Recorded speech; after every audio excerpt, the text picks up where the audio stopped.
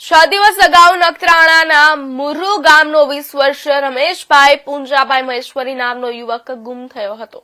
મહિલા સાથે સંબંધની રાખવાની બબાલમાં મિત્રએ તેને મોતને ઘાટ ઉતાર્યો છે. રમેશ મહેશ્વરીની મહિલા મિત્ર સાથે તેના જ મિત્ર કિશોરે ઇન્સ્ટાગ્રામ પર મેસેજ કરી તેની સાથે પણ સંબંધ રાખવાનું કહ્યું હતું.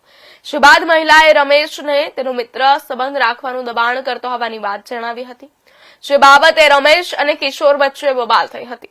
આ વાતનું મન દુઃખ રાખી કિશોરે રમેશની હત્યા નિપજાવવાનું નક્કી કર્યું હતું. હત્યાના પ્લાન મુજબ કિશોરે રમેશને પોતાની વાડી પર જમવા માટે બોલાવ્યો હતો અને ફરી મહિલા બાબતની બંને વચ્ચે બબાલ શરૂ થઈ હતી. ત્યારબાદ કિશોર મહેશ્વરી અને કાયદાના સંઘર્ષમાં આવેલા સગીર વયના આરોપીએ રમેશની ઘાતકી હત્યા નિપજાવી હતી.